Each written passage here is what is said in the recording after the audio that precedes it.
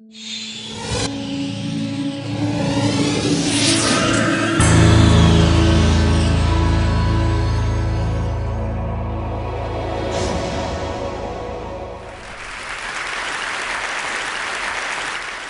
is a dream of mankind to fly like a bird. Birds are very agile. They fly not with rotating components, so they fly only by flapping their wings. So we looked at the birds and we try to make a model that is powerful, ultra-light, and it must have excellent aerodynamic qualities that would fly by its own and only by flapping its wings.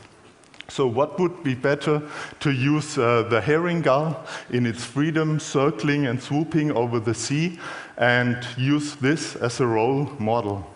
So we bring a team together. There are generalists and also specialists in the field of aerodynamics, in the field of building gliders, and the task was to build an ultralight indoor flying model that is able to fly over your heads, so be careful later on.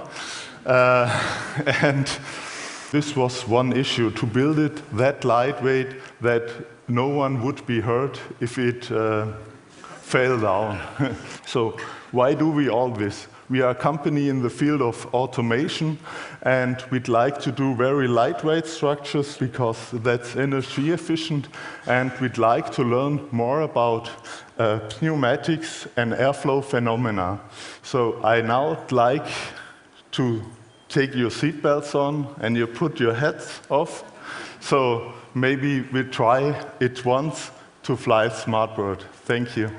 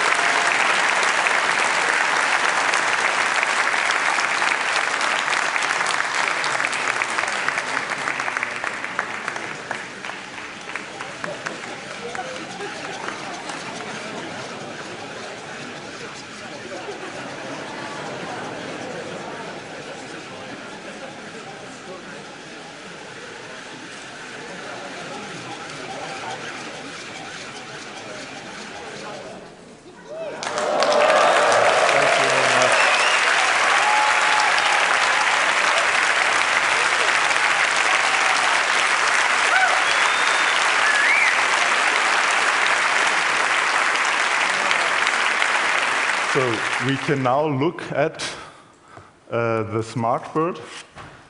So here is one without a skin. We have a wingspan of about 2 meters. The length is 1 meter and 6, and the weight, it is only 450 grams. And it is all out of carbon fiber.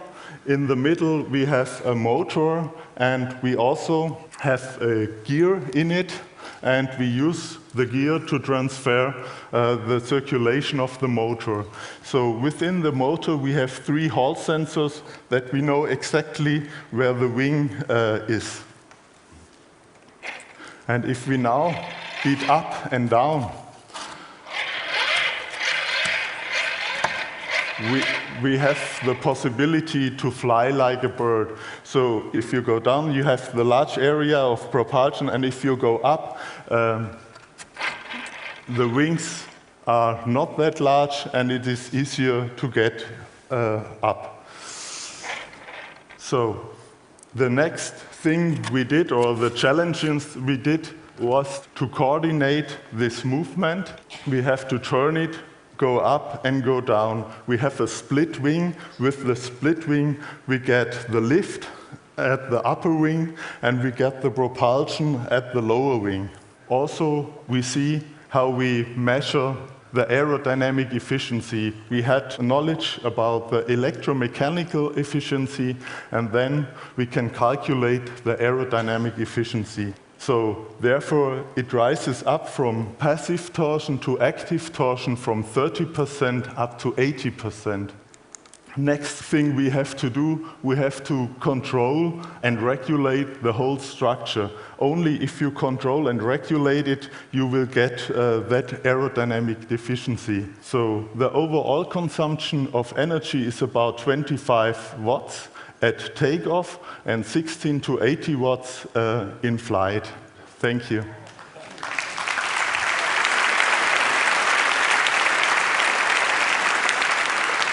Markus, I think that we should fly it once more. Yeah, sure. Okay.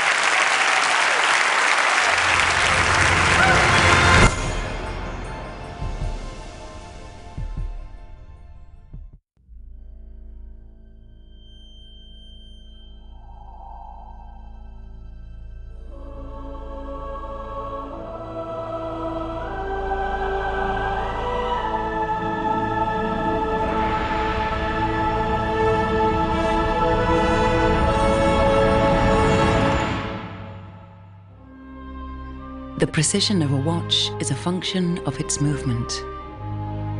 For Rolex and for Hans Wilsdorf, to guarantee the precision of a timepiece, the pressing question was how to protect the movement itself from the elements, not only water, but also tiny particles of dust. In 1926, a major step was taken with the creation of the world's first waterproof and dustproof wristwatch. The Rolex Oyster was born. Over the years, subtle changes in the design continued to improve the Oyster, adding more comfort while keeping the style contemporary. And along with style, more functions have been added. A Rolex wristwatch was the first to show the date through a small aperture on the face. It was also the first wristwatch to spell out the day of the week in full.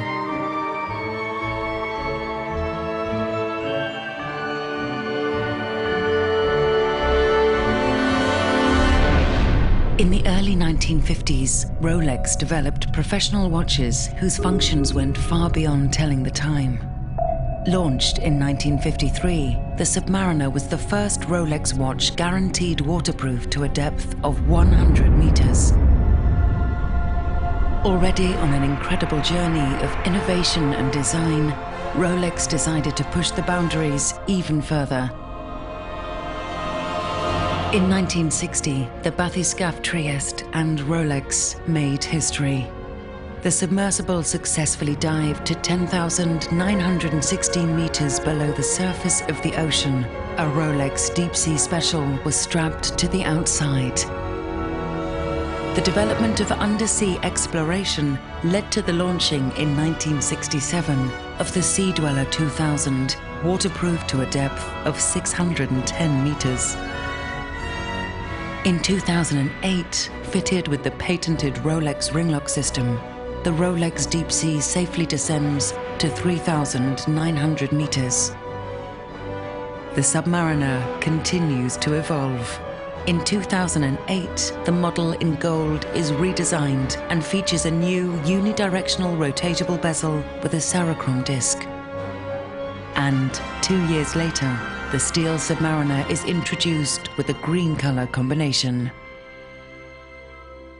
Rolex has incorporated countless hours and more than a century of experience, years of research, innovation, and development into every one of its models.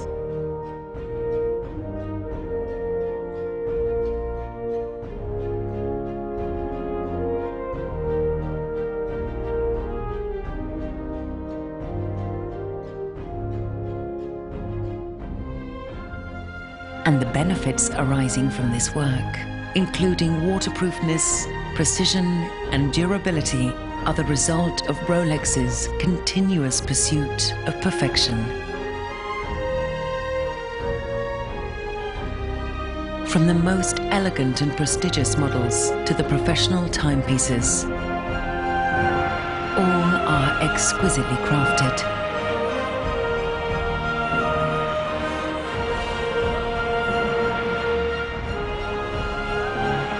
Piece by piece, we design and manufacture every single watch.